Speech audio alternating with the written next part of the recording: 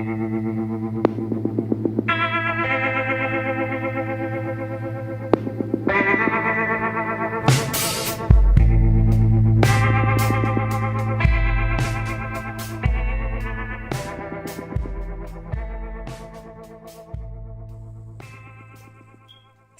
right, and we're live.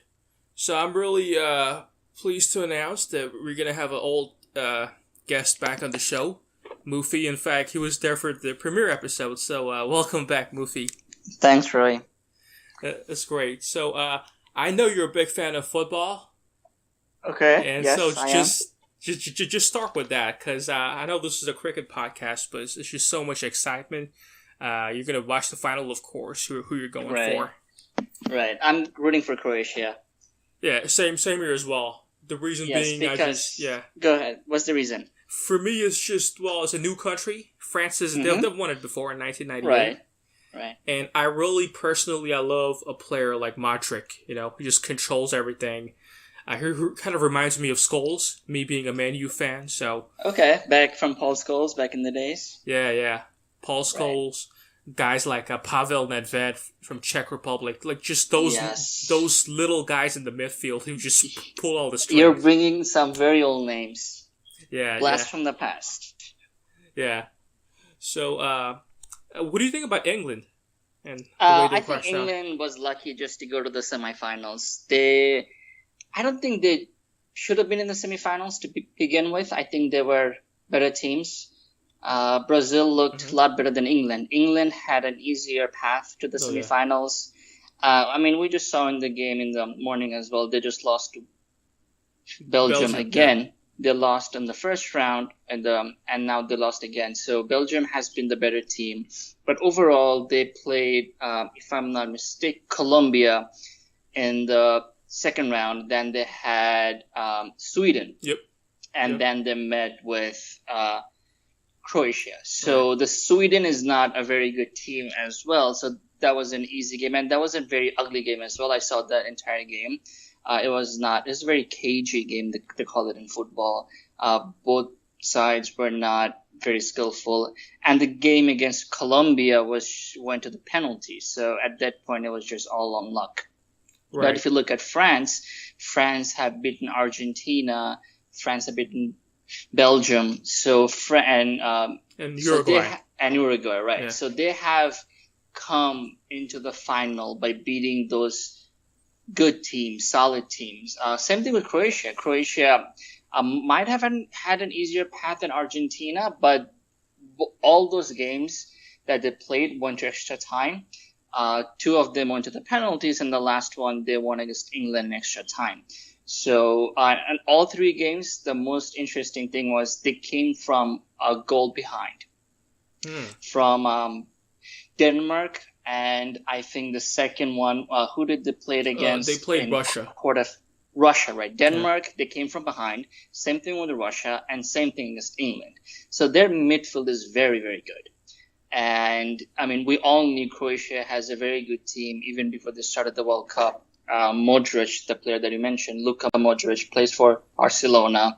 Real Madrid. Rakitic plays for Barcelona. Rakitic plays for Barcelona. Mandzukic plays for Juventus. Yeah. Then you have Perisic, who plays for Inter Milan. Then you have other players that are playing in the top leagues across Europe. Yeah. So that's why they have that's why you'll see that they have a lot of balls in the midfield. They keep the possession, and then they build their game from the midfield. Right. Same thing's going to happen with France, because France also has a very good midfield. With Pogba is in very good form. Then you have Griezmann, Pogba, and Mbappe has been a revelation in this World Cup. Oh, yeah. And he's only 19. This is the first time I heard about Mbappe. He transferred. He went to PSG. It was a record transfer fee, I think 200 million or something. But I never saw him playing for PSG as much. But now this is the first time I'm seeing him in World Cup, and he's only 19, and he's quick. He is extremely quick. It was a steal. Now it seems like a steal, whatever they paid for him. Yeah.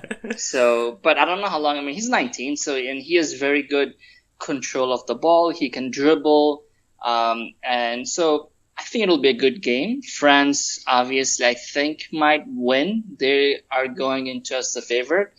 But I think Croatia, as I said, they came back from behind on the last 3 games, so they're not gonna make it easy for France. So it'll be a good game. Right. But about the England thing, though, it's just that I hated that their media kind of overhypes them. They do this every time, and they actually didn't do it this time, leading up to the tournament, and they kept that up till the Colombia match. But right after they won that match, I saw them saying it's coming home, and they knew they were going to face Sweden, so they had a easy path to the semifinals. But how are they ever going to underestimate a team like Croatia with all the stars that you just named?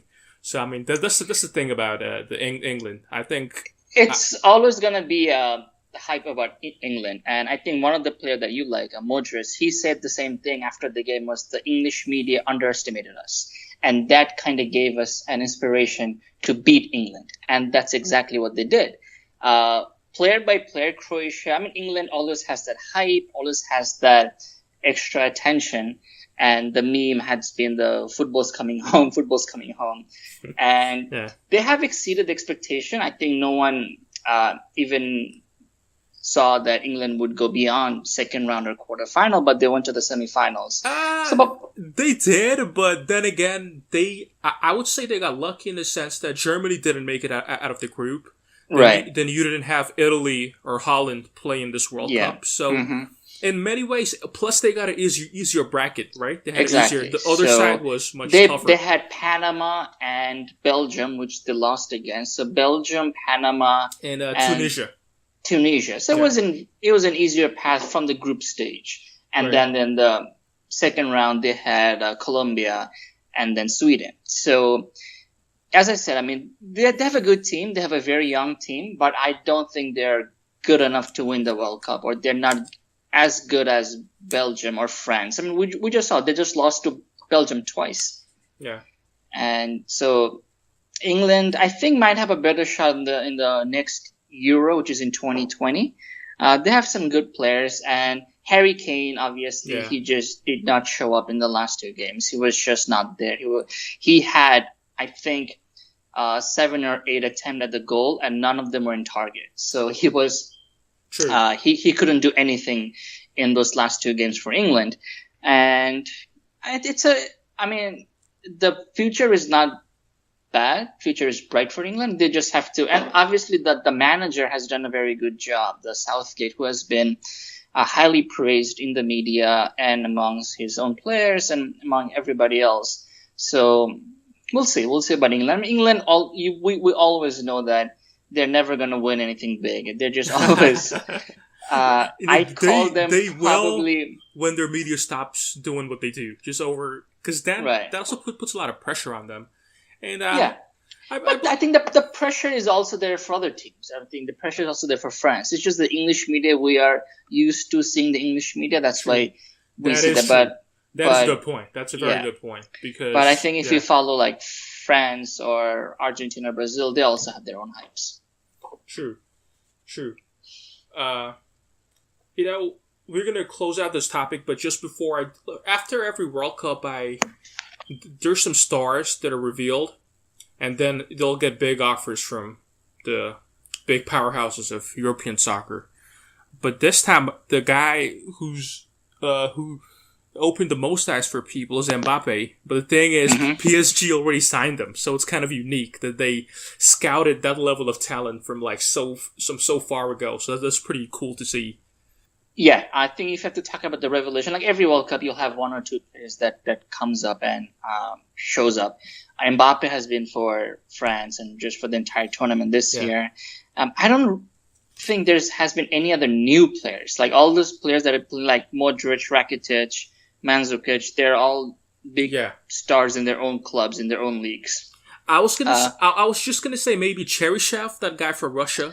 Yes, Cheryshev has been good. I think Chelsea is trying to buy him. I mean, there's a rumor going on. So he's going to go to a big club.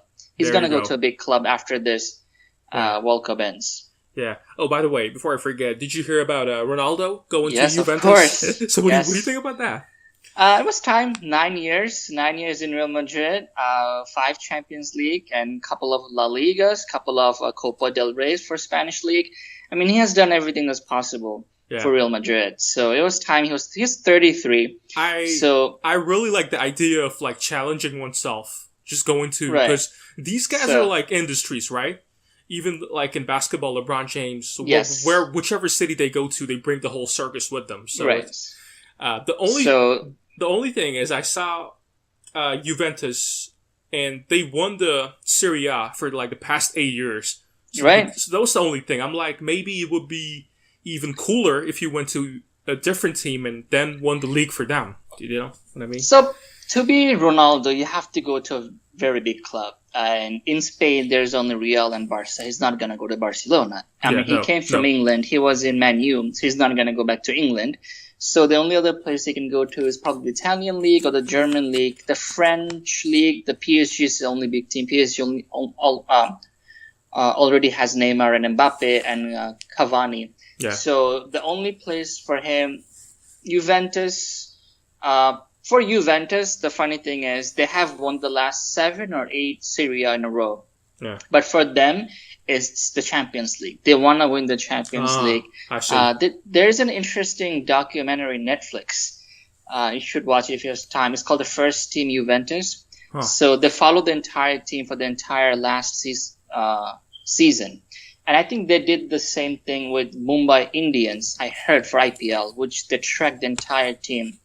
But I don't think it's on Netflix yet. But yeah, so when I was watching the documentary for Juventus, it was the goal and the ambition is because they have won their own league for 7 times, like in a row. Mm-hmm. So for them, the Champions League is a big thing, and Ronaldo, they think, can be that guy who can bring them the Champions League. Yeah, it'll be something if he does.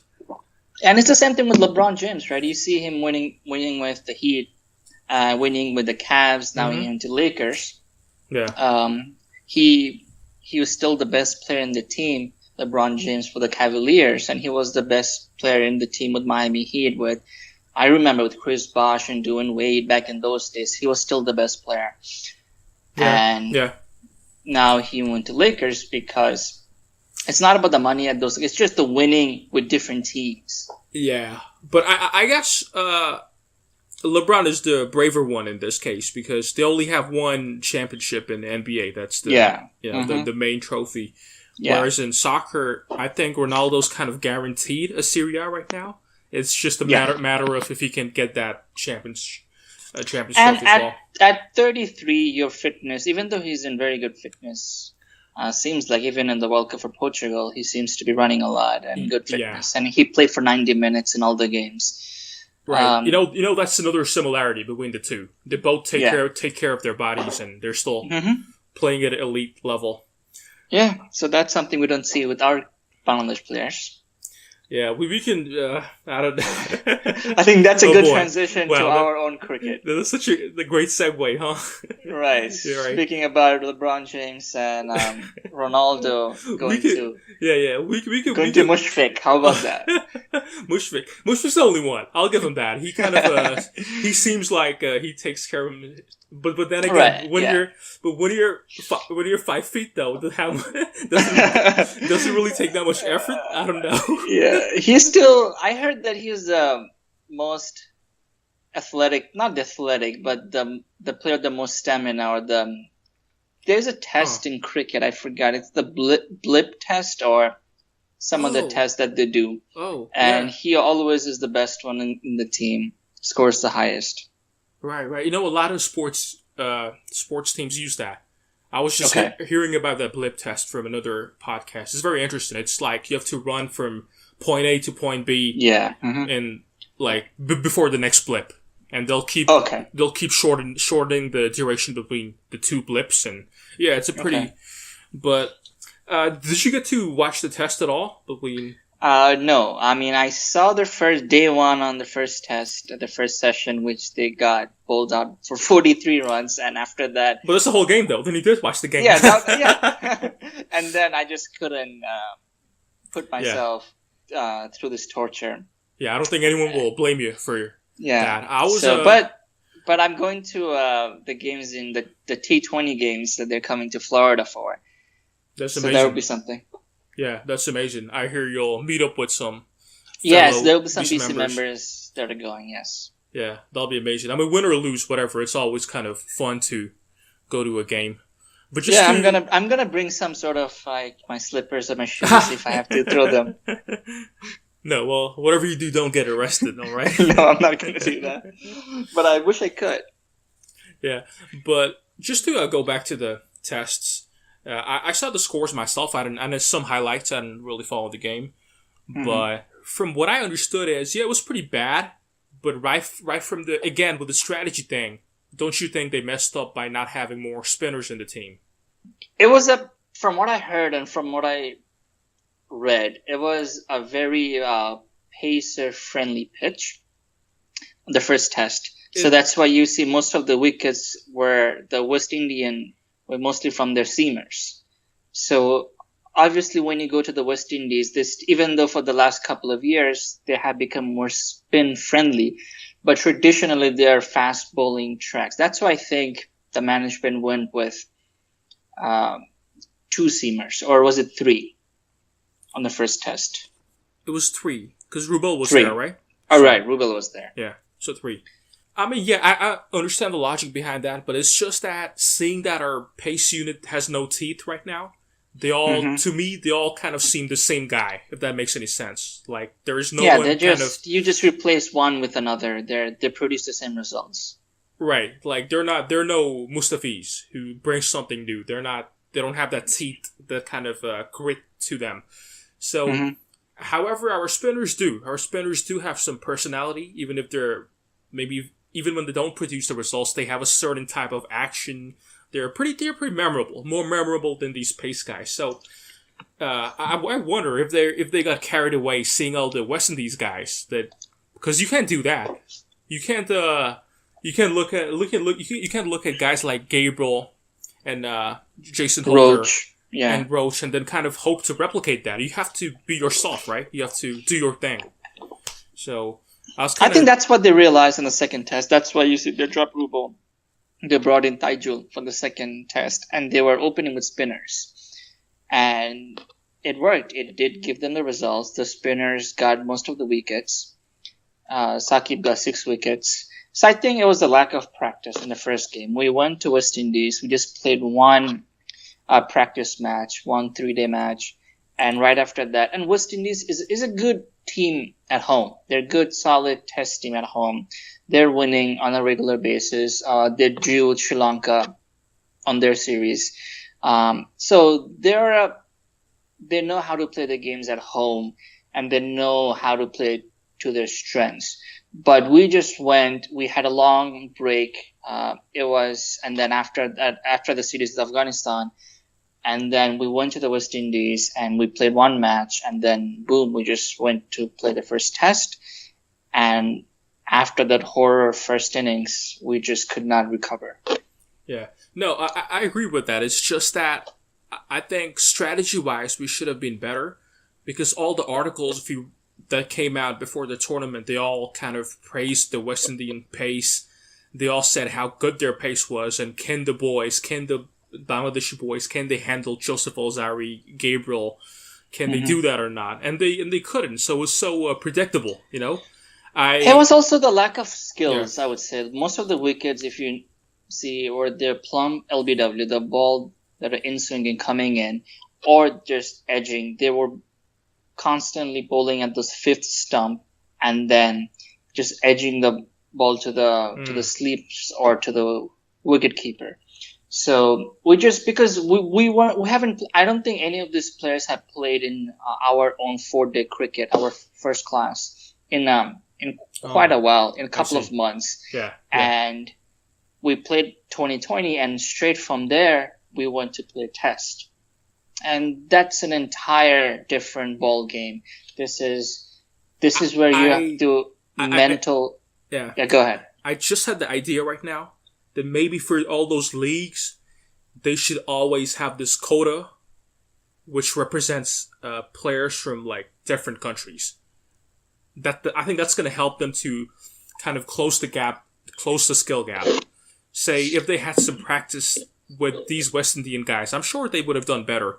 But it's just that they're so, they're totally the way outmatched. BCL is set up, our first class cricket is not a franchise. It's mostly, nowadays there are a couple of franchises, but traditionally it's just made from the board. So you have your eastern zone, your western zone, central, north, and the south. So they are not done. So these leagues or these teams cannot pay enough to, let's say, a Roach or Gabriel to come in and play in our league.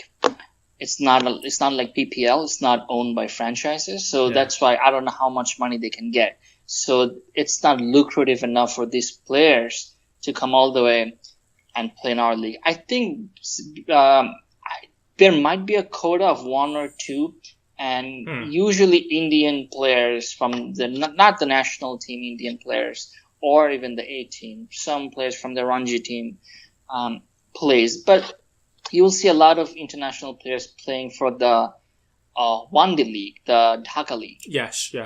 Actually, I believe that is what I was referring to. Maybe just face them there, and hopefully some of the skills will cross over.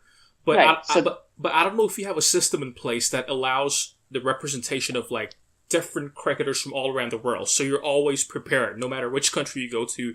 You kind of face, at least maybe not in their elite level, but semi-pro level. You've kind of been used to that experience. Dhaka League is good. Dhaka League nowadays used to get a lot of players from the other countries. That's where your Abahani and all those teams has a lot of money they can afford. So nowadays you see a lot of players from Zimbabwe, Afghanistan. Rashid Khan played also in Dhaka League and also in BPL. So the way it works is PPL, of course, offers the most money. That's why you see all these foreigners, even Gill and all those Pakistani players coming for BPL. Then the Dhaka League. And then your first class cricket, which doesn't pay anything. So that's why we don't have those foreign players. The remedy for this would be to send our players. We need to have an A team and send those A team on a regular basis to West Indies, send them to England, send them to Australia, let them play against the county teams or the Sheffield teams in Australia, send them to South Africa. But I don't remember the last time there was an A team that went in a tour outside of Bangladesh. As you can see right now, Sri Lanka A team is right now in Bangladesh. So they have an A team that is playing, that is traveling, that is touring Bangladesh. But when was the last time there was our A team went to outside of the subcontinent? Right. So rather than getting players to come to our country, we have to send our players to those countries. That'd be ideal. That would be ideal. I was going to talk about that A team tour as well. So we're benefiting, but they are as well. In fact, they are benefiting more because they're getting used to the Bangladeshi conditions, right? But even after that, I think experience is what we need to solve these gaps, like playing against spin or pace. If we ever have these skill gaps. Obviously playing regular basis, obviously there's no harm in it. But we're just playing in our own conditions. That's why our players, at home, we are a good team. I believe if West Indies comes to Bangladesh, we can win or draw one of the tests. But we are an extremely poor team outside, like when you're traveling. We saw the same thing in South Africa, which was a mind-boggling, horrible tour. Saw the same thing against Afghanistan, even though it was India, but we just couldn't cope with the conditions. Now we're seeing the same thing in West Indies. Yeah. I think we may be the worst traveling team in cricket right now. I think we are the worst team, regardless of traveling or non-traveling. No, we're the Sher Bangla is a fortress for us. We always kind of raise our game.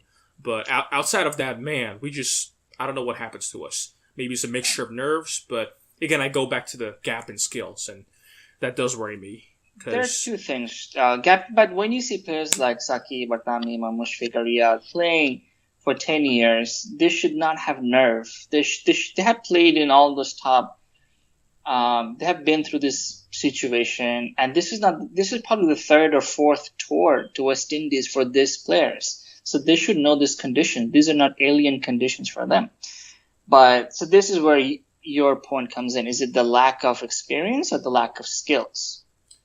Skills more so than experience right now, because I was watching the highlights, and the way they're getting out, it was clear they're underprepared. They were totally underprepared. They kind of thought that maybe we could survive. I think that was their mentality, that we'll kind of test it out. We'll see how they are in the match itself.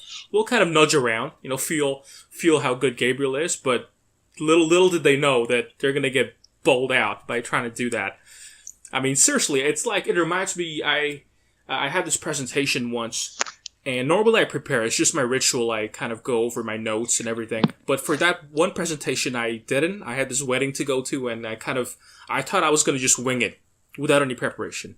And I kind of fell flat on my face. It was very embarrassing. I froze in the middle. And I think it was a similar sort of thing with these players. They thought they're just going to have fun, go out there to West Indies, kind of see how it is, but they're in for a shock, because you need to prepare. When you face such a good pace attack, or even with Afghanistan, such a good spin attack, you better do your homework and prepare. And if you don't prepare, you're going to pay the price, as Bangladesh did.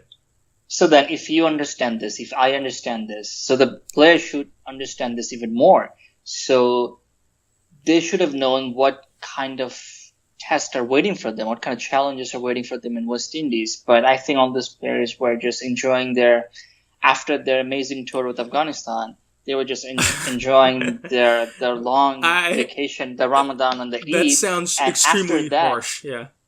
And after that, they just went to West Indies. And I think even though we lost the second test as well, we performed better in the second test. I think it was a learning experience, so whatever we learned. So I'm glad to see that whatever they learned from the first test, even though our batting we could not cross 200 in either of these innings. But at least we bowled them out twice. So that was something good. That was very good to see. I do admit, I didn't expect that they're going to get 20 wickets. But the batting disappointed me, honestly. I thought we should have crossed 200 at least once. And you cannot win or even draw a test match if you cannot cross 150 or 200. That's the par score. 300 to 350 is a par score in test. Yeah. And this is where the new coach comes in. So I'm going to give him some time. Man, and you're so good with the segues tonight. You're hitting them right on the mark. The coach, I didn't hear anything from him. I was looking for articles. That's the thing. In Bangladeshi media right now is so wrapped with the World Cup. I'm trying to find articles. I'm trying to find comments about our players and I'm not saying anything. It's just the Football World Cup is dominating the news. So I think it's a good thing. The players are kind of playing under the radar, and the coach is taking his time. But I don't know if that's a media thing, or it's just that the coach doesn't have anything to say. I kind of wanted him to make a statement. He might not have anything. This is his first tour. This is his first test, second test. So I'm going to give him some time. Okay. And so if you remember, Hattori Singh, when he first came in, we were playing against India, I believe. We had a tour. India were touring Bangladesh. And that's one of the time when Stuart Binney took that 6 or 7 wickets or 5 wickets. So, yeah. And after that, he came into his He came into his how to manage the team. So I'm going to give Steve Rhodes some time. And we got Neil McKenzie as a batting consultant. I'm going to wait to form an opinion or judge those people. And we got a fielding coach. Ryan Cook, yes. Yeah. The fielding and coach. We still have Walsh, so there is no change with that. Right. Ryan Cook also got hired recently as the fielding coach, like you said. Right, yeah. I was trying to find out some information about him. Not much out there, but he's South African, so that's good. Because I rate their fielding skills very highly. They take their craft pretty seriously. So I think he was recommended by Gary Kirsten because he was hired to recruit some coaches for Bangladesh. So that's why you see McKenzie, South African coming in. You see this new fielding coach from South Africa. So I think they're capable. At this level, they should be able to help our players. But can the players help themselves? That's the question. Yeah, that's such an important point. And Rinat was saying the same thing, that he's going to hold the players accountable. Even though I do feel there's a culture problem as well. But then again, if you look at Pakistan for say, where they're in 2015 and where they're now, it's clearly their board didn't do anything for them. No, it's just the players. They kind of took responsibility and improved. So, more than anything, my biggest frustration comes from the fact that, and it's not only me, from other people, is the lack of fight in this. There's the lack of passion. I mean, we have lost. I mean, we've been losing. I do see that. Our cricket team has been losing for 30 years, for 20 years, after 18 years, if you count from the days we got Test cricket status. We have lost to all the teams, to even Zimbabwe, but at least in the times of Akram Khan or Amin al-Islam, there was a passion, there was an urge to fight. But nowadays, I don't know, I haven't seen that with Afghanistan. I'm not seeing this with West Indies. The ability to grind it out, the ability to put up some sort of fight. We're just slowly coming in. The second innings of the first test, our strategy was just to come in and play 20-20, just to get some runs on the board. That's not how you play a test match. I was just to hit everything. It was just, they're not putting up a passionate fight. Yeah. So that's where part of that, I think you can blame Shakib Al Hasan for that, because his attitude has always been very, lackadaisical. He doesn't care. He'll only get interested when he gets wickets, but he might not be interested when somebody else. So that's why I think the culture is very rotten in this team right now. And you have been alluding to this fact for a couple of years, but to be honest, I wouldn't agree with you in those years, but now I think you had to have a point when I see the senior players are not leading by examples. And they're just, at this point, when all these players are almost 30 or more, over 30, and the culture that they're creating, we were hoping when Saqib, Tamim, Mushfiq gets in the 30s, we're hoping 5-6 years ago that they would be this mature players, that the way Sri Lankan team were going in the times of Ranatunga, De Silva, and their other players. But we're not seeing our senior players getting into that role. More than anything, they seem more immature than like 5 years ago. Yeah. I mean, that's a shame, because you would expect that from them. Sure, you want the youngsters to step up, and I kind of promised even before this tour that I'm gonna look to the youngsters more. But yeah, they didn't perform well, but neither did the seniors. So yeah, so I don't have any single young player that I can pin my hopes on and say, no, this guy, I want to see how he matures in 2-3 years, and I believe this guy will take the team to the next level. I think they should persist with Nurul Hassan. He did well, and even in the test series prior to this, I think he had a 50, and he had another good innings as well. See, our bar for average for good 50 should, if you look at the English test team or Indian test team, their new players are coming in scoring hundreds.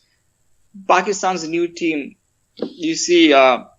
Babar Azam, Fakhar Zaman, they're coming in scoring 50s and 100s, and we're happy. We're content with just a 50. I know what you mean. It's just that at the state we are in, it's the state of times, And love him or hate him, Saqib still is the best player, and this was evident in this second test. He took 6 wickets, and he was the only player to cross 50, and he's just that he's still the best player in the team. Right. But at the same time, he sets up a bad culture. So what do you do with that? That's a good one. I think his skill level is too high, and he's always going to be a valuable player, but definitely not captain material. Because I'm you know how much I value the culture, which is why I'm always on Mushfiqur's case, because I don't think he's the most professional man in the squad. And recently, Shakib is kind of like Mushfiqur number 2, Yeah, so who do you go to? Going... Riyadh is Riyadh is not doing anything. He's just scoring ducks after ducks. Exactly. And wasn't Riyadh excluded from the squad in the middle? Then he got back because someone was injured? I believe so, but I'm not sure. But Riyadh should not have a spot in this team. Yeah, it's coming back to me. Mossadegh Hossain. He took Riyadh's place. But now they're not giving Mossadegh a contract, so I'm very confused. So then who do you go to? Then the only person left is Tamim. And do you give it to... And somehow he also lost his form. I think you should give it to Tamim because he has been the most consistent player over the last 2 years. I like Tamim. Tamim is very professional. He is very articulate. He can speak well in front of the media. He knows how to carry himself. He commands respect as well. That's it. He commands respect. Yeah. So I think we have tried with Mushfiq. It didn't work. We're trying with Saqib right now. The second time it's not working. And we do have Riyadh for T20. The vice captaincy is over there, but I don't think Riyadh has an automatic spot for the test team. So the only reasonable person is Tamim right now. And if you look at the young players, and none of the young players have an automatic spot on the team. I mean, right now, this tour, we're going with Mominul Haq, but I don't see anything that to cement his spot for the next tour. He will be dropped. And then will come with, in his place, there will be the Shommo or Sabbir. And they will also, and we have seen with those people, with those two, then they will flop, then we'll go back to Imrul Qais. And then from Imrul Qais, we'll go back to, so it's just been you can't do that. There's definitely an aspect of grooming the players, which is why I was saying maybe keep Nurul in there. Because he has shown some good things. And Nurul we can keep because he's a keeper. But other than Nurul, Liton Dash is hit or miss. Mominul is a hit or miss. So right now we're going with Liton and Mominul. And we're benching Shabbir and Shommo. But then we have stick with Shabbir and Shommo for a very long time. For 2-3 years, I believe. And they have not produced anything. So it's been frustrating from that aspect as well. There has been not a batsman coming in. And in test team, we know okay, that person will be on our test team. Right. Would you happen to remember Mossadegh Hossain, his story? Because I don't actually know why they dropped him. He was always good. His stats are still, they're not bad, they're decent. But it's the whole thing again about grooming a player. If you got more chances, I think he would have. He's still young. He can come back. He's still young, so I think they're grooming him still. I think he had some sort of eye infection before this tour, the Afghanistan tour. That's why he was dropped. Oh, it was that probably. Yeah, I remember it was the eye infection. But I mean, that's the thing. Because they didn't, what they did? They didn't give him a contract. Do you remember the article that came out that they dropped 6 players from the? Yes. Mm-hmm. So he was one of those guys, and I'm kind of thinking about it now. Maybe that wasn't the best thing to do. It was going to demoralize one of your own guys if you, not him, maybe other guys, but they should. We're playing wrong players in wrong formats. Mossadegh was playing in the ODIs in T20s, and you can tell that he's not an explosive batsman. He should not be in the shorter formats. He's more like a longer version player. So he should be on the test team, but he's not there. So overall, the situation is somehow we need to get out of this. We have dig ourselves a very big hole in terms of mentally. Our players are not winning for a long time. So it's being reflected in their results right now. Right. So we just somehow, this is where the nerve of steel comes in. This is where a strong personality is tested and they push forward. And we're not seeing this with our players. I mean, every single time, whenever we talk about a game against India or a final game, we lose our composure, we lose our cool at the very last minute. Or when Afghanistan comes in and challenges us, we cannot be composed. And the same thing in West Indies, we had a bad first inning. So what? But we see the results as just one after another. We cannot cope with this rigor of international cricket. Right. I mean, we did talk about the separation of formats. I think that's going to help the team if they can somehow do that. But right now, I'm more worried about just individual team selection because Then Rugby, he was another guy, one of the 6 guys who didn't get a contract. But now he's back into the test team. So I don't know. I don't have all the answers. Like what's the board thinking? Dropping players and then bringing them back when they need them. Now some of the blame is going back to the board. So it's a failure from all fronts, I think. The players, not enough individual responsibility. The board, not enough strategy. And the coach, he's still hiding. I haven't heard anything from him. Okay, I just got a text from Rinat. He just got in. Can you add him? Yeah. We have another one of the forum members, Rinat. I also talked with him, if you guys remember, in the second episode. So he's back now. And so how are you doing, man? Hey, not too bad. It's been a long day, but I'm here, so. That's fantastic. So me and Mufi, we talked about a bunch of things. The A Tour, the new fielding coach. But again, we're discussing the test, and it's just coming out to be a failure on all fronts. Because I remember you talked about the players taking more individual responsibility. I didn't see that happening. But from the strategy level as well, I think they should have had more spinners, which they didn't. They wanted to replicate West Indies' strategy of pace, but you can't compare Maruti Suzuki to a BMW. You just can't do that, right? But I think that's what they went with, and they paid the price, and good. I mean, I have nothing to say. They got what's deserved. What do you think? Yeah, I think I understand the fact that the spinners were really effective, and it's natural to think that more spinners would have done the trick. But I think at the end of the day, this test and the last test was more of a batting failure than a bowling failure. And the seamers that did play, they have to be given a chance here because this is a better ground for them.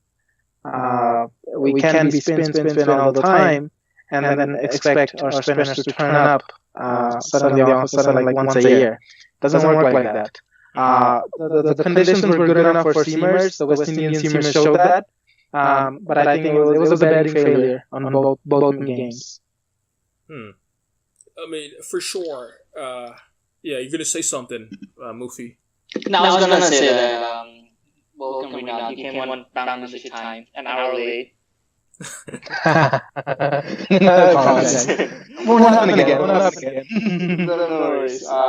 So I think me and we were talking about the lack of practice coming into this West Indies tour. Yes. That we had the Afghanistan tour, the T20s, and then we were off for an entire month or month and a half, and then we come to West Indies, we come to the Caribbean, we just played one practice match for 3 days, and right after that we went to the first test. And I don't think the batsman, especially as you were saying, it was a failure in bats. So that's why I think none of the top order batsmen could not cope with the West Indian pacers, and that has been an issue with our team for a long time. So, but I was expecting a better performance from Tamim, especially because he has been in this condition in a lot of other places. He has been into West Indies, I think, a couple of times. This is not his first tour down there. So, but none of those players were showing any real challenge to just play those pacers out. I mean, I haven't seen the games. I only watched the first day of the first test. And from what I've seen, they were very nervous. They're very shaky. And they just could not deal with us. Just the pace itself. And Roach was amazing. And so what's the Gabriel, right? If I'm not mistaken. Shannon Gabriel was the other player. So what do you think about that? How come, I mean, we get that Liton Dash or Mominul are not still that experienced, but why is Tamim failing or Saki failing or Mushfiq failing in these conditions? Again, I know you guys are saying that it's because of the lack of practice. I get that, but then if we look at the 4 innings of our batting, I mean, it's simply like West Indies and Bangladesh are at a different level altogether, right? The difference shouldn't be that big. I mean, I get it. It's foreign conditions. We have played here for a long time, and it's lack of experience, and the pacers were good. It's all fine. In the first innings, 43, frankly, I was not very surprised. But then, coming back for the remaining of the 3 innings, it wasn't much better than what it was. And I don't think it's at a point where I think it's more than lack of practice. It's nerve has little to do with practice. I mean, you could practice for days and days, and if you don't have the mental stability, you're still going to fail when in the real stage. So I think this is something Bangladeshi batsmen in general are really low at. That their ability to perform under pressure, their ability to perform under difficult situations. They just don't know what to do. They're in two minds all the time. I mean, every single batsman that I have seen in the 2 matches, I have not seen all the games, but I have seen a lot of bowlers, frankly. And I just thought that all the experienced batsmen or the new batsmen, like they were 2 minds a lot of times. I mean, they were deciding between blocking it or letting it go. I mean, the seamers, Roach and Gabriel, they were doing really well, but it wasn't exactly 150-kilometer in-swingers that was coming in, right? It was still doable. It was Sri Lanka played a lot better than we did, and we have Sri Lanka even won one of the tests. I think the second test they won, the third. Correct. Yeah. So and we have always been thinking lack of skills or lack of application or lack of just talent. I just think that Bangladeshi batsmen in general, their mental strength is very low. When they're at home, they know the conditions. When they sleep at night, they know how Mirpur's going to react. So they're fine there. They're not nervous. They know what's coming at them. But we have seen Tamim or Shakib or Mushfiq playing in New Zealand, playing in Australia or England. And they were doing a lot better than just getting bowled out for 43 runs. And even as you said, the other 3 innings, we have not crossed 200 in those 4 innings. And none of those batsmen could have even scored a 50. And only Shakib scored, I think, 50-something in the second innings. Riyad is coming in. He's not doing anything at all. So is Mushfiq. He's scoring some odd 20s, 30s. Not even that on the first test. So I think at this point, it doesn't matter if everyone's failing. The selectors has to start chopping off names, and it has to start from the top. But it has then to where do start. you start? I mean, you cannot do Shakib, you cannot do Mushfiq. It has to be. I think on the chopping block, Riyad is on the chopping block. He will be gone, and then the test. That's the only one. I don't think we don't have any other openers that can replace Tamim Iqbal, so he will be there. Well, Tamim will be there because of lack of alternatives, and that's fine. But I think it's about time that someone really needs to start having some serious chat with Mominul as well. I mean, I get it that he's not that experienced, but at the same time, he has still played a lot of tests, and this is his format. This is a format he is auto-selected all the time. There's no pressure on him to perform in different formats either. He is supposed to focus on this one format. He's the only player. And when he fails at this only format, that's when things start getting a little... So I think this is where we go back to your statement of the pressure. So Mominul knows that he is only for tests. He's not playing ODIs. He's not playing T20. So he needs to play well in the test. And I think that pressure got to him. That he needs to show his mark or prove his point in the test and then get chances in ODI tests. That pressure is just crumbling him and he's just failing in the test. That could be one of the reasons, I think. If that's the case, then I think Mominul is extremely stupid, to be honest. I mean, Mominul should know. He knows the players in and out. He knows that there is literally no replacement for his number 3 spot in the test squad. There was no one in BCB's mind for years now. It's been him. He has been auto-selected.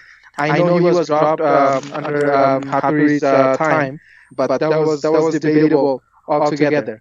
So, in other words, but in reality, he is a firm holder of the number 3 spot, and he should not feel any pressure on that end. Yes, if he is trying to make a case to come back to the ODI team or the T20 team, then he's just taking pressure on himself, when really he should not be. Because he should focus on tests right now. And it's unfortunate. I think if it was me, I would be thinking about dropping Riyad and Mominul first.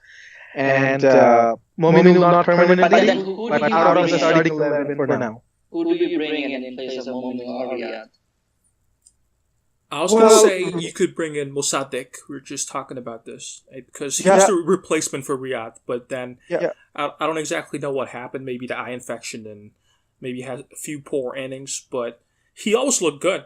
He passed the eye test whenever he batted, Mossadegh Hossain. So I think you could bring him. I mean, he can come in for Riyad, but then at number 3 in place of Mominul, I don't see anyone at that position. I mean, we're not going to go back to Shomo or Shabi. We have tried with those two for a very long time. Not in the test, but they're just going through a very bad, rough patch. So who do you go back to that young kid, Nazmul Hossain Shanto, or that's the only...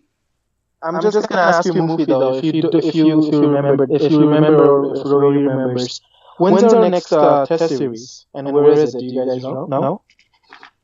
I'm guessing in Zimbabwe, right? Later this year? Zimbabwe is coming to Bangladesh? I think so. Okay. For Zimbabwe, you'll see Amin scoring a 100, or Mominul going to Chittagong scoring a 100. So and then we'll have that false sense of security for the next year. Okay. Anyone but Zimbabwe. I'm just sick of playing Zimbabwe. Even if we play Ireland, I think Ireland will be better. A better test. Playing Ireland in Ireland. That'd be something. Just saying. I was just gonna say, if it's a home series, then I would say that Mominul gets another chance, and in place of Riyad, we should try someone that we are planning to play in the top order in the future. Not Mossadegh. Mossadegh can play Riyad's position, but for if it's against Zimbabwe, that position should go to someone that we're planning to promote up the order in the future. Like Shanto, because for someone like Shanto, you can't really put him against a strong opposition at number 3 and expect him to perform. It's something that's very risky, I would say. So play him lower at number 5 or 6 against Zimbabwe or a lower ranked side, or against any side at home, and see how he does there. If he fits in well, then we can gradually push him up. Because we really need to start thinking about number 3 and 4. Because, doesn't matter who you play at number 6 or 7, doesn't matter if it's Mossadegh, doesn't matter if it's Riyad or I think at number 4, it's either going to be Saqib or Mushfiq. Yeah, but if they're not exactly consistent performance either, right? So, but they're still the best batters in the team. I believe in tests, your best batsman should be in the top 4. So 1, 2, 3, 4, so they should come in. So I think Rohim, especially Mushfiq, should not play at 6 or 7. That's kind of too late in the batting order for him. He should come in at 4. Saqib is more, he's not that player that's going to come in and hold an innings. He will score that quick 30 or 40, and maybe that's what we need. So he can come in later. But at 4, I'm kind of reluctant to try a new player like Shanto. So at 3, we have Mominul. So as you said, maybe we can try Shanto at 6 or 7, where Riyad is playing right now, in a lower middle order, and then if he performs, if he does well, then we can bring him to 3 or 4 or whatever we have open at the time. Yeah. But ideally, though, I would say that this is probably the right time to bring in one of the veterans, because this squad really needs a grinder. It's missing a grinder. Mushfiq's not a grinder. Shakib definitely isn't a grinder. Mominul seems like he is not either. Mominul is also the kind of block, and he gets nervous and he turns into a stroke maker right away. So we need someone that's going to play 100 ball 20. Even if he doesn't that type of player. Yeah, so the two players that comes to my mind, one is Tushar Imran, one is Naeem Islam. We need someone like that that's going to hold one end, because we can't have 30 to 40, not 30 to 40, I would say 50 to 60 ball players throughout the lineup. That makes it very risky. If it's not a batting wicket, then the whole order can crumble very easily, as we have seen in the 2 tests. So that's why I think, and I know that the selection process worked in a weird manner, but I think that the test really needs someone very experienced. But Rinat, does it really matter who we bring in? Is it a skills? Is it a talent issue, or is it a skills? Well, no. Is it a selection issue, or is it a skills issue? Because twice now I feel that we've been found out. First against the spin of Afghanistan, and now against the pace bowling of West Indies. So I feel like whoever we selected, is there a talent gap? And if that's the case, maybe we should do something strategy-wise. Send more A teams, like me and Mufi were talking about it. Send more A tours outside so they can be more accustomed to the pitch. Because I hope I hope it's not a talent thing, because if it's a talent issue, then we should stop playing Test cricket altogether. Because if we don't have the talent after some people have said that 20 years of Test cricket, we should step away from it, at least for like a time being. But I still like to think that it's not a talent thing, it's a mental thing, and it's not knowing what to do. Because when I saw how Riyad got out today in the second innings, he does not know what needed to be done. Same with Mominul. Mominul, I don't know why he reviewed that. It was simply, I was basically shocked. I was like, this is plain palm. What are you doing? We have one review left. So I think they just don't know what to do. They are in two minds all the time. And that's where someone like Naeem or Tushar, who has played like hundreds of test matches in domestic, doesn't matter if it's in domestic, they have played at least 100 more games than all these other guys have played. So I would say that experience should at least enable them to go on full defense mode when it needs to be. Yeah. And I think that's a start. I don't think they're as talented as they need to be to succeed in international stage in Test cricket, but I think they will still do a better job in limiting a collapse when it happens. And I think that's what we need to start doing, because when we have 4 innings that we can't even cross 200 runs, then you need to go into survival mode, right? Right. I think that this brings us to our one-day leg of the tour. So what is your expectation, both Roey and Rinat, with our ODI team? Roey, go first. I'm going to go second on this. I'm thinking. Even before the whole tour started, I said that I would want them to win a match in the shorter format. But it's a tricky one, because my emotions are kind of involved in this, because I know ODI is our best format. So I'm kind of very tempted to say I think we'll win this 2-1. I do. Because we're a different team when it comes to ODI. I think the other way around. I think it's going to be 1-2 with West Indies. It depends, because as Rinat was saying, for our entire team, it's just the whenever we challenge a stronger team, the pressure gets to us. And if we win the first game, then I think we might win it 2-1. But if West Indies wins the first game, we are going to be under pressure, and then we might even lose all 3. So it's very important who wins the first game. I do agree with you. I'm interested to hear what Rinat's got to say about this. What do you think? I know I said before on our last talk that I think we're going to lose the ODI series as well. But after seeing this 2 tests, I actually think we're going to win it 3-0. And I'll tell you why I think like that. That's a very bold prediction. Yeah, I know. Your emotions do come in, right? It's your country after all. I mean, no. If I were to speak from my emotions right now, I think we're going to be bundled out for 40 runs. I'm so pissed off at my team right now. My emotion has no support right now. But I actually think Bangladesh is the kind of team, I've seen this in the past. That's why I think like that after losing, getting destroyed, they do come back. And there's one guy who knows how to come back from these kind of low moral situations. That's Mashrafi, and he's coming. So I think we will actually win it all in the ODI series, because I think the players, every single player, including Tamim, including Riyad, including Mushfiq, they are under a lot of pressure as well, and they will look to turn it around. With Mashrafi backing the side and a proper leader, and Mustafiz backing the side, I actually think, and I agree with you guys, that the first game is very important. And that's why I think if we win the first game, we will probably win the next two as well. Lose the first game, then I don't know what's going to happen. It's going to be very interesting. But I honestly think that for some weird reason, we're going to win this 3-0. Well, that's good. One should have hope.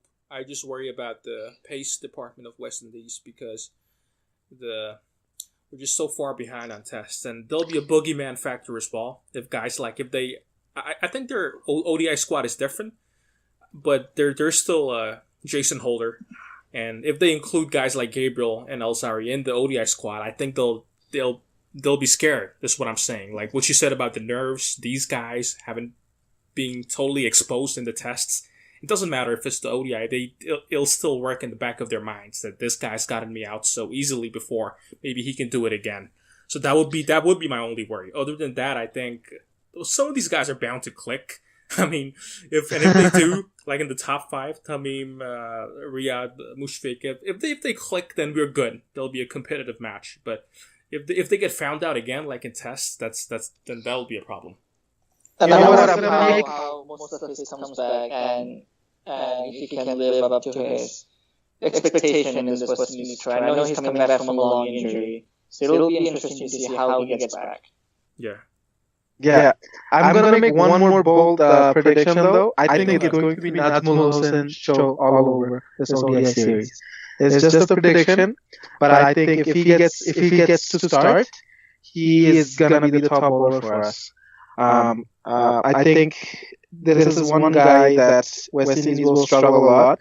I mean, they're struggling against spin right now, and I think between Shakib and Oppu, right now, I think the shorter format, Oppu is more on form.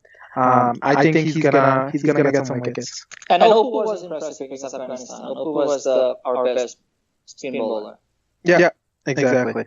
And he was more impressive in BPL as well. So and he has had good practice bowling against Chris Gayle and his teammate and other West Indians. So I think because West Indians in the shorter format, they are obviously a little bit more aggressive, and I think that's going to play to Oppu's advantage. So we might see some more Nagi dance from our team. I hope so. Looking forward to that. I hope so. Yeah, I don't like that too much. It's going back to the culture thing. Like, if they win the first ODI, if they do you think they should celebrate? Like, but why? Why would they? Like, they lost so bad in the Test series. They shouldn't make a spectacle. But I'm sure if they should celebrate, but they should not make a spectacle, as you said. They should still like, they win something. Like Mushfiq should dance. It's still a win. Like, I mean, but we shouldn't dance. Mushfiq, if he gets a 70-odd and he wins the match, he shouldn't be running around the pitch. Can I expect that much? That was a reaction to the Sri Lankan fans that he did. That was not entirely Mushfiq.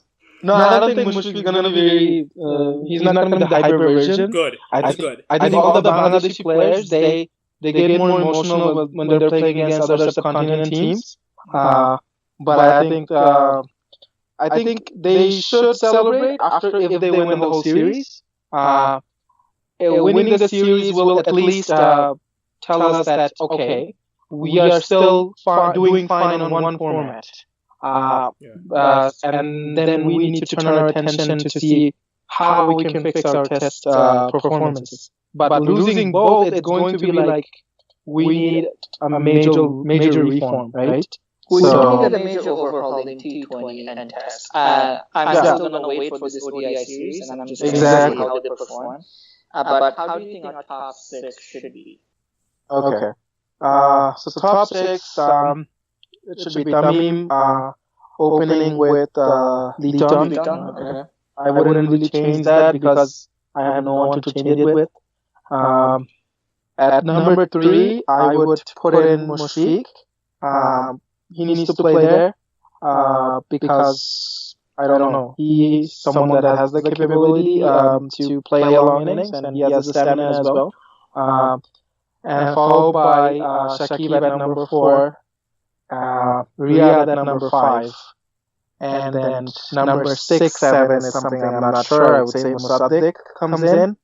I would put anyone there instead of Sabir right now, to be honest. But I think at 6 or 7 is those positions that you play those last 10 overs, last 15 overs. So maybe having Riyad, because Riyad has been very successful towards the latter part of the innings, coming in and slugging. So I think 5 might be too high for Riyad. Like 6, we know Shoikot is not a hard-hitting batsman. He is more, I think, 4 or 5 sort of a batsman. So we can't expect him to score a quick 25 of 10 balls. So that's why I think Shabir might be a better solution. But as we know, he's very unpredictable. If he clicks, he can get you some very quick runs. But more often than not, he doesn't.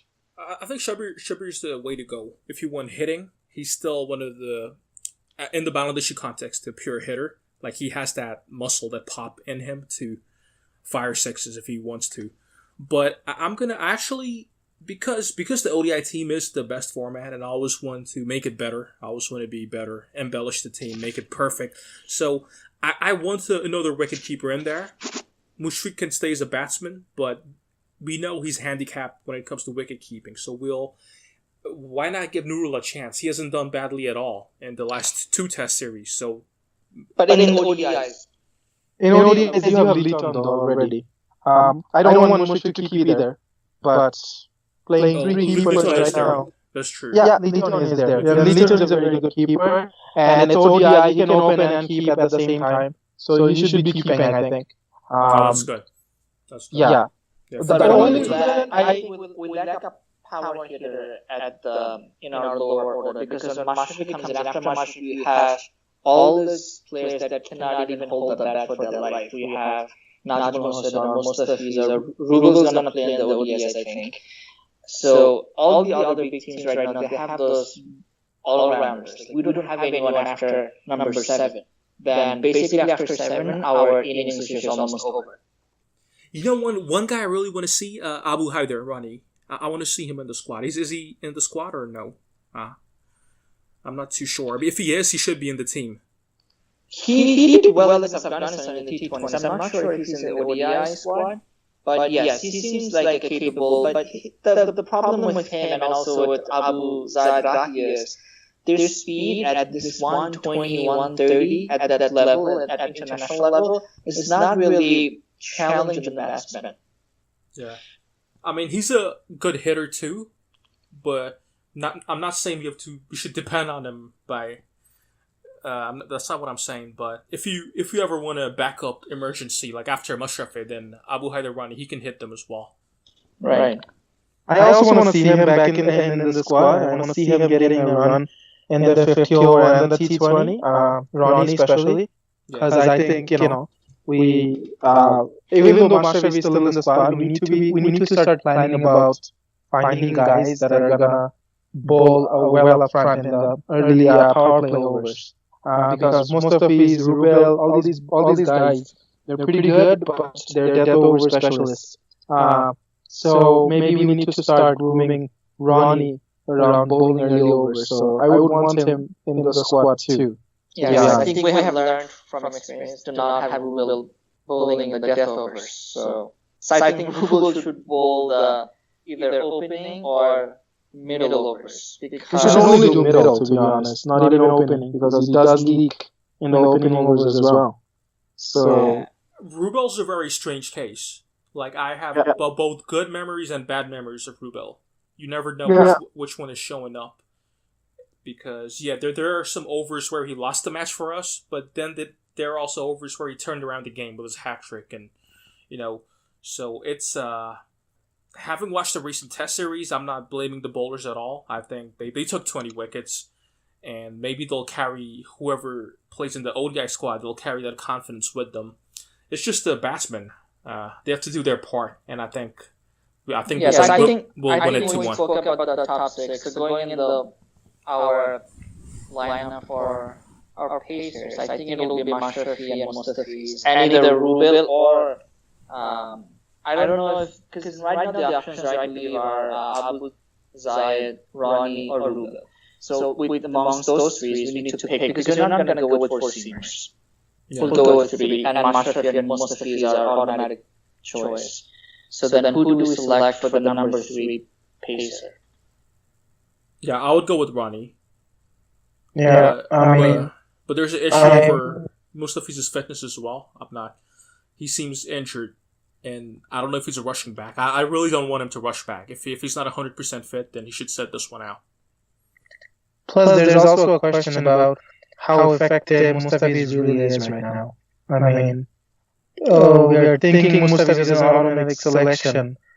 The way he has been performing, if that keeps up, he's not going to be an automatic selection in 1 year. But he's still the best pacer after, even with Mashrafi or without Mashrafi. He is. But I'm just saying that based on his previous forms that we have seen, if it may not be like that 1 year down the road, if it keeps on going. But the thing is, right now our focus should be the 2019 World Cup, so we need to build a team with that tournament in mind. So with that in mind, we need to try out either all of those bowlers. We need to try Ronnie. So if Ronnie gets injured, then we have Rahi, or Rahi gets injured, we have someone else. Right. I think Mustafiz is good. It's just that I have a theory that whenever he plays with a lot of pain, and he hasn't built that muscle strength up, and it's just that I think all his bad performances are when he's kind of pushing himself. And definitely, if that's the case, we should manage him better. We should not make him play every single match, right? Maybe he could alternate. Maybe he and Ronnie could, take turns. So we need to. But I think with the World Cup, that he should play as much as possible. It's only we have a year left, and it's not in our home conditions. So we know he's very effective in our own conditions because of the pitch. It grips. But in England, we don't know how effective he's going to be. So it'll be interesting to see how he performs in West Indies. So I think we should give him, because he needs real match experience. I also agree with that. I think I actually think BCB needs to pull him out of next IPL. It's going to be a spectacularly bad time for him to get injured. If he finishes IPL or midway through IPL, he gets injured again. They should be pulling him out. If they really want to get him ready for the World Cup, they should be looking to take him to the English county and get him to play a few games. Not a lot, but a few games just to get him used to the conditions. Right. Whatever it is, I think we can agree that it has been a sort of a failure from all fronts. Like, I'm all for holding the players more responsible, more accountable. But the board and team management, they can also be more shrewd. Like you said, they can arrange more tours. They can realize where their true strength lies. And if they have one super weapon, just to preserve that somehow with Mustafiz. They should just be more smarter in general. And if they do, and if the players show more accountability, I think we have a chance of picking the momentum, It's not only the board. Our players also have to be very smart. Like in the first IPL, Mustafiz was very effective with his cutters. But in the second IPL, in international level right now, you're found out very quick nowadays with all those highlights and recording of your tricks. So right now, most of this we saw in the second IPL, and all those cutters, the batsmen knew what to expect, and they were it was very easy for them to face him. But it was not the case in the first IPL. So at the same time, Mustafiz has to reinvent himself. Just not bowl 4 cutters out of the 6 balls. Just bowl something else. Bowl more Yorkers, bowl more bouncers, short balls. So I think he's still relying all on cutters. So the batsman knows what's coming. Yeah. He's still smarter than Tuscan, though. I think anyone is smarter than Tuscan, so that's not saying much. True that. Okay, fellas, I do have to go. You guys can continue. All right. So it was good to talk to you guys. See ya. Take us out. Roey, so are we good? Or? I wanted to talk about the whole, well, not going away from cricket, but about there's been a thread on BC about the word minnow, and I don't know why people have such thin skin in the forum. How do you, like, what do you think? What side are you on? Are you... I actually haven't thought about it at all. I think it's not something that should get my attention, to be honest. I mean, if the whole world calls us minnows, we're probably minnows, and that's totally fine with me. If some people think that we have grown out from that, then that's fine too. I understand why. To be honest, if someone calls us minnows, I understand why. Because, we have been 20 years of talent, potential, but nothing real of substance, right? So right. Exactly. I get that. So you shouldn't respond then if that's the case. But then you shouldn't react. You can respond. You can, if someone doesn't agree with it, you can go ahead and you can make your arguments. But it's not something to take it personally, and it's not something that's completely untrue. So you can't take it personally, right. or but those emotional response. But those threads always do end up becoming personal, which is what I'm saying. Maybe. They're amateurs, trust me. Roey, come on. We have been watching Bangladesh cricket for how long? We have getting bowled out under 100 was a daily story for us. We got this, okay? we don't let the minnow tag or minnow tag bother us anymore, because that's what we have been called all our life. So it's okay. Oh yeah, for sure. I mean, to me, it's like you said, you have to prove them. The proof, like the burden of proof, is upon us. If that's the case. We always have to do. No one was calling us minnows at the end of 2015. There was no one that was calling minnows at the end of 2015. Right. There were results. When there were results, we were respected. Okay, but then we fans, we took that 1 year of results and we started going head to head with some of the top guys, right, thinking we are equals. Okay, that's what I'm saying. That's why we're getting all the backlash out from now. Exactly. But this is not talked about. Normally, we do have a jingoistic view when it comes to these. Not all, but some do, and I think it needs to be addressed. I think it's best if you have the attitude of always improving yourself. Whatever criticism comes, that's fine. Just let the bat and the ball do the talking. You don't. I think. Yeah, to be honest, let's be honest. I've seen a lot of nasty fights in social media between Bangladeshi fans and Pakistani fans and Indian fans. I mean, I don't know why we think we are head-to-head with Pakistan or India. I mean, they go through bad patches. They might lose against us on any given day. But let's be honest, their whole structure, their infrastructure, their system, their players, their experience, their board, everything is a step ahead of us. Okay, at this point. We had a good opportunity to go close to them, but we're kind of falling back on that. So I think if they are coming at you, you just need to put your head down, mind your own business, and focus on your team and hope that our players perform better. Right. You gotta stop the war of words. I mean, it's not going to get us anywhere. I mean, going against like a billion Indians, it's just stupid. I mean, no one's going to do that, and I don't know why Bangladeshis keep doing that. It needs to stop. If they call us minnows, let us call us minnows. We're minnows. Great. We love the fact that we're minnows, and we can beat you any given day. And India, if they are the best giants, if they feel good about the fact that they can lose to minnows on any given day, then be it. Let them be in their bubble. I don't care. That's perfectly put. I mean, exactly. That should be the attitude. We talked a little bit about the coach, Steve Rhodes. I haven't heard anything from him yet so far. I kind of wanted him to say something to take the pressure off, but it's just, I still remember that article. It said he's watching YouTube videos, and that kind of scared me. I don't think that's the most professional way to do it. Maybe they should have an archive of all cricket footage where he can watch and scout the players from. He doesn't need to go to YouTube. I think it's a good thing he's not saying anything. I mean, at the moment he comes and he says something like, "Oh, we're going to turn back. We're going to beat the teams. We're going to be optimistic." I think that also the backlashes in Bangladesh. And if he goes and starts blaming people, that's also gonna backfire at the same time. So I think it's best if he stays quiet and tries to figure out what's going on before he goes vocal or he goes public. I think that's a smart move. I think he should do that. I have no problem with him taking the back seat for now.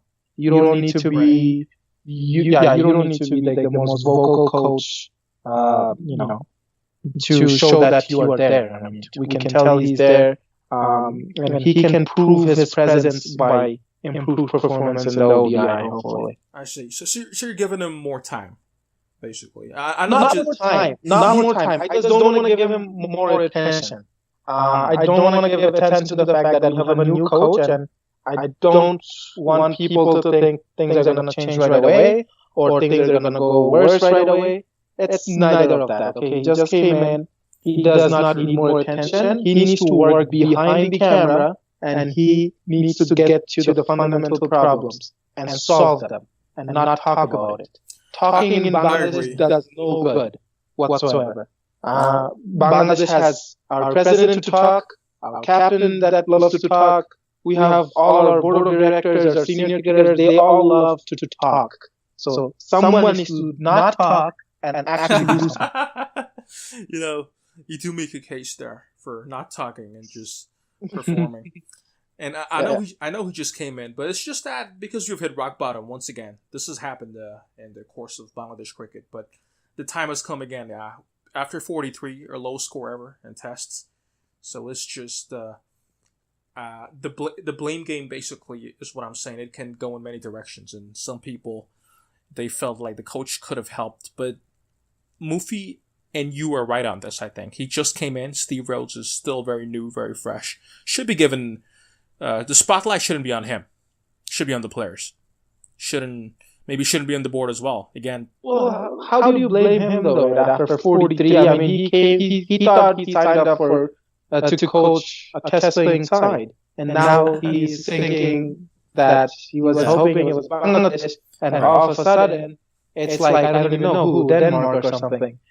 So how do you blame him for that? It's not. It's just not right. And I said it before. I think it's a mental block that got this. Okay, lack of application, lack of talent. That would have been like, okay, getting bundled out for 150, 200, not being there at the level. But this was just nerves all the way. Bangladesh cricket, their nerves are like fragile as anything. So it's just not him. He needs time, and he needs to. I hope he's doing his homework, and I hope he's doing some work at the background. Because, otherwise, I don't know. It's not looking good at this point, to be honest. Right.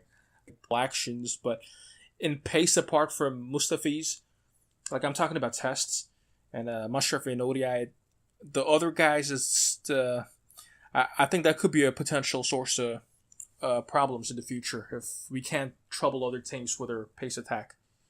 Because it was supposed to change, right? We were supposed to have this whole awakening with Taskin, and I remember people being very excited that, wow, Mashrafi, along with 4 other pacers, they're going to be playing in the same team. But it's funny how quickly things can change. It's not the scene anymore.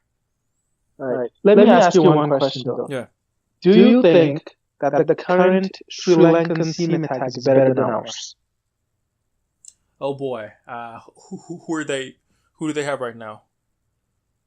They have Lakmal. They have Lakmal. They have a bunch of guys that their names are always so hard to remember. But they just played a series against Sri Lanka. West Indies, right? Yeah. So based on their, I see what you mean. Yeah, I get your point now. Yeah. What do you think? Do you think they're better? No, it's again like the thing I told you about. I also find them uninspiring, but they are getting results. They are getting results.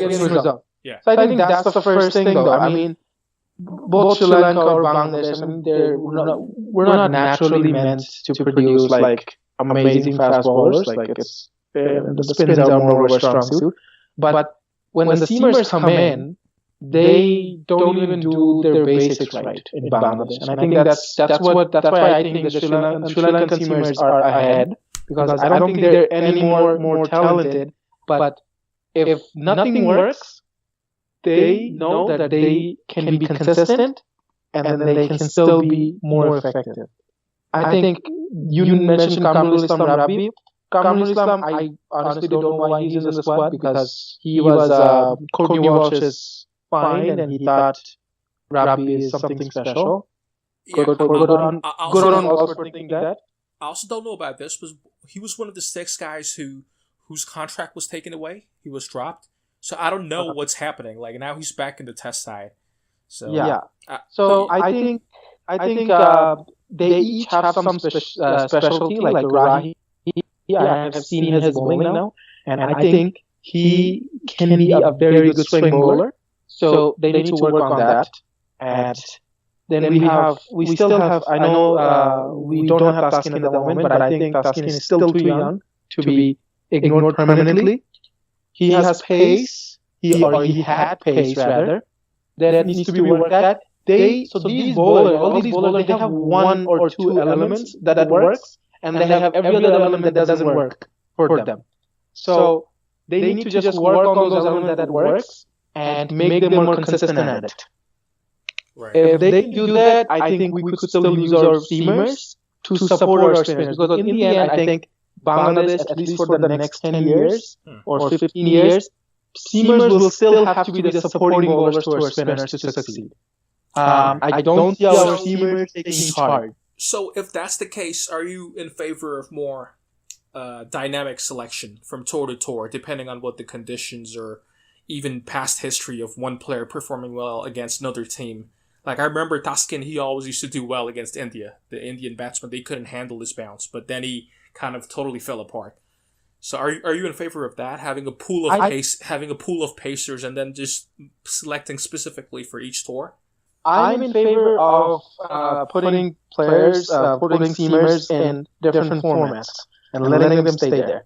I don't know if opposition picking is the right way to go because when you don't do your basics right, opposition becomes completely irrelevant. Or no, maybe no. I see what you mean.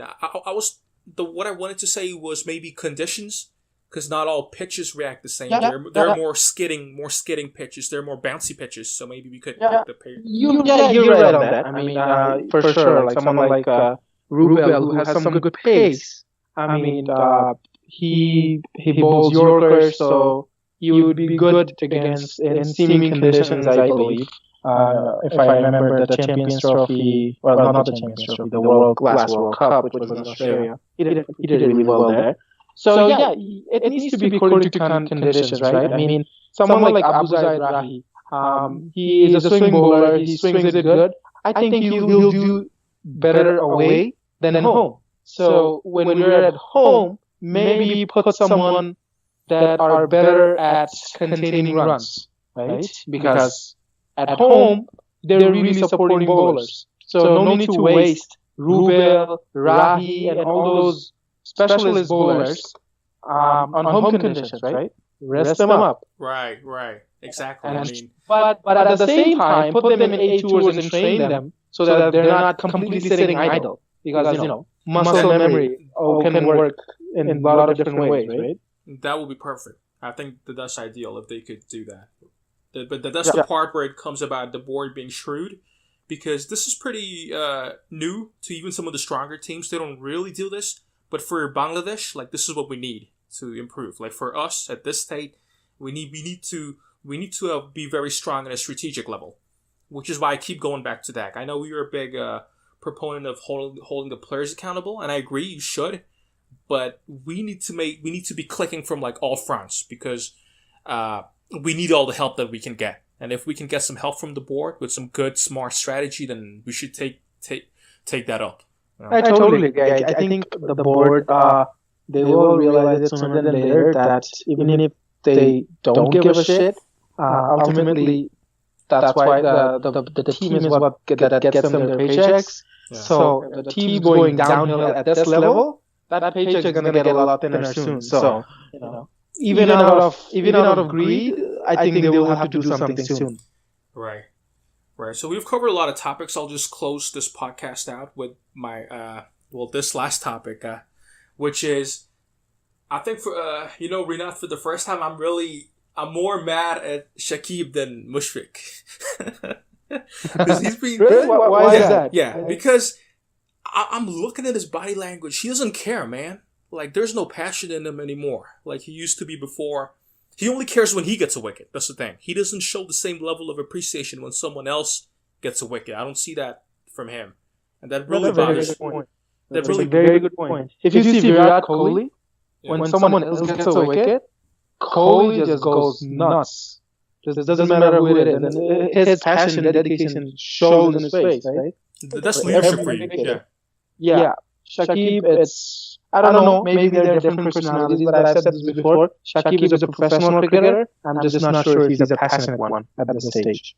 Right. So, yeah, but I think, he did perform really well in the second test. Not that it was very difficult for him being a spinner, and then the opposition being obviously very weak against spin. Yeah, for someone that's skilled, I believe in the law of averages. It'll come around. So, but I still want him to show passion. Care when his form is not that good. Still show that you care. Don't just wait on the law of averages, because you're Shakib Al Hasan. If you play 5 test matches, you'll have like one really good. You'll get a 5-wicket. You'll get a 5-er in one of those matches. You know that, but that doesn't mean you're completely gonna go emotionless in all the other 4 games. Is what I'm saying. The sad part though is that I think that none of our cores for the rest of their career, you will see that passion coming back. I don't think it's gonna happen. I think they are both, all of them, have actually played it out, and they know that their spots are sealed until they retire because their backups are so bad. So I think their passion has gone. I mean, I think it's time that we'll have to start seeing passion from guys like someone like Miraz. I see him being very passionate down the road. He already is. He shows a lot of enthusiasm. He shows a lot of passion. And when he's playing, I think he will be someone. And I think alongside with that, we will need to see some other players step in as well, because I don't know, the other players that we have, the cores at least, their passion is running out. We just hope that they perform now. Yeah. I like Miraz's energy as well, but I don't like his nervous energy, because I sense a lot of nervousness in him. He looks up to the seniors a bit too much, in my respect. I just want someone like, say, Kohli, who's going to come in and be the best guy, but also be the new guy. But that's it. I'm just dreaming for a team like Bangladesh. No, for sure. When Kohli came in, he had all the legends around him, but he made his own name, even when the legends were playing at the same time, right? Yeah. It's not like Kohli became a star after everyone retired, right? He was already a star in the making. So he made his own place. He got his own respect, and he made his own identity among all the seniors. So I think we need to have a junior player, or a couple of junior players that does that. Not wait until the seniors retire to take charge. They should try and go for it right now. Yeah. You heard about the new fielding coach, Ryan Cook? I did, yes. I did. Yeah, so I tried to look up some info on him. I couldn't get much, except for the fact that he is South African. He was part of the Gary Kirsten's academy. And South Africans, they're usually the best fielders. It's their whole attitude towards the fielding game. But the only thing is, I don't know how relevant it is right now, because I think our problem isn't the batting. We get found out too easily. There's some... this is something I want to tell you. Normally, when Bangladesh plays, a lot of the matches are decided on the fielding. It happens so that we just, their other side is a better fielder. But we have been so bad in the recent past couple of series that it didn't even play into it. It's just that we can't bat. That's it. End of story. I think. Well, doesn't matter how bad our batting is. We still needed a fielding coach, and I'm happy we got it. It was about time. But I think the batting coach is something that has to come soon. At this point for BCB, they shouldn't have to sacrifice one position to get another, so they should have all. And they have a fielding coach now. They have a head coach. They should be looking at a proper spin consultant. They should seriously be looking at a new bowling coach. And yeah, they should also be looking at least a short-term batting consultant. But wait, we do have one already though. So they signed Neil McKenzie. Yeah, right? Yeah. I don't know if he actually joined or if he's going to join very soon. But he's signed. He is a very credible cricketer with really good experience in the international stage, and he did some coaching as well. So fingers crossed, I guess. Yeah. Well. All right, man. So, did you have anything else to ask or cover? We had a really good chat. I feel like we'll have lots more to talk after the first ODI or the second one or the whole series. But yeah, for now, I think we're all looking up to for better days, I guess. Yeah. The ODI will be the real litmus test because that's just the format we're best at. And very bold predictions, by the way. So you're going for 3-0. I'm going for 3-0. Yeah.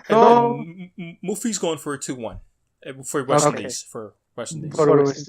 Yeah. Well, I like to be all or nothing kind of guy. So and I think if we win the first one, we have a really good shot at winning both. There's no reason if we win the first one to lose the next two because skills-wise, we are a superior team still, especially at this format. So it's just about nerves. If we win one game, the nerves will go away, and the rest should be pretty smooth. Right. Well, Rinat, thanks a lot for joining in. Thanks for having me. Thanks for hosting. Yeah, absolutely. I'm glad we could talk, and I'll let you go now. We'll talk again in a few weeks. Sounds good. All right. You have a great day. Bye-bye.